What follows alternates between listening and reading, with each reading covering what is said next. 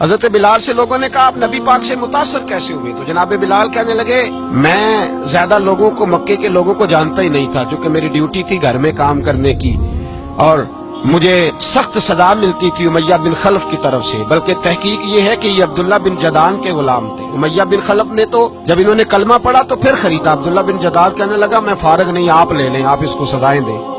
تو کہتے میں ان کے گھر میں ہوتا تھا، تو میں تو زیادہ لوگوں کو جانتا ہی نہیں تھا، کبھی مجھے موقع ہی نہیں ملا تھا باہر نکلنے کا، ہماری غلاموں کی کوئی زندگی نہیں ہوتی تھی۔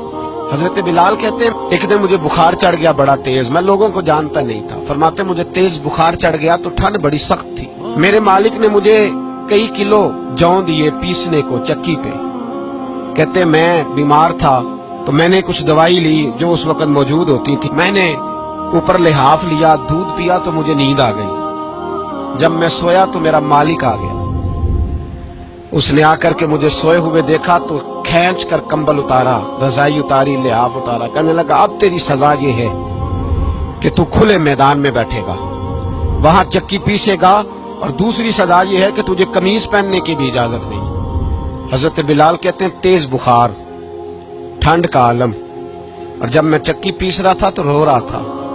سیدنا بلال حبشی رضی اللہ تعالیٰ عنہ فرماتے ہیں میرے دروازے کے قریب سے رسول پاک گزرے اور مجھے ہائے ہائے کرتے دیکھا تو دستک دی، میں نے کہا کون ہے؟ دروازہ کھلے آ جاؤ۔ محبوب اندر آئے تو پوچھنے لگے کیوں رو رہے ہو؟ میں نے کہا جاؤ اپنا کام کرو، یہاں دکھ سارے پوچھتے ہیں مداوا کوئی نہیں کرتا، یہاں باتیں سارے سنتے ہیں، یہاں تقریریں سارے کرتے ہیں، حقوق غریباں پر بات سارے کرتے ہیں، مداوا کوئی نہیں کرتا، جاؤ اپنا کام کرو۔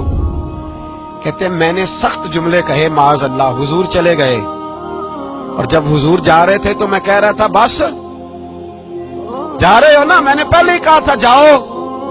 کہتے ہیں قربان جاؤں، تھوڑی دیر گزری تو اللہ کے رسول کے ہاتھ میں گرم دودھ کا پیالہ تھا، کھجوریں تھی، حضور تشریف لائے اور کریم رسول نے مجھے کھجوریں دی، دودھ پلایا اور کہا چل جا کمبل میں بیٹھ جا۔ تو میں نے کہا چکی کون پیسے گا؟ وہ تو بڑا مارے گا۔ کہتے ہیں لوگو اس نبی کا میلاد اور معراج بھول نہ جانا، اس رسول پاک کی محبتوں میں کمی نہ آنے دینا، اس محبوب کا نعرہ ساری دنیا میں لگا دینا۔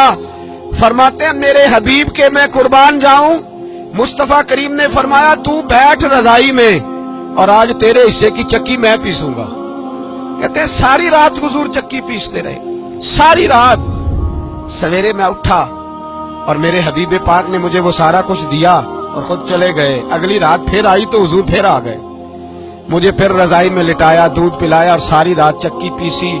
کہتے ہیں بس تیسرے دن حضور چکی پیس کے جانے لگے تو میں نے قدم تھام لیے، میں نے کہا حبیبہ دنیا ساری جھوٹ بولتی ہے، زمانہ سارا غلط کہتا ہے، جو غلاموں کے حصے کا کام کرے وہ اللہ کا سچا رسول ہوا کرتا ہے۔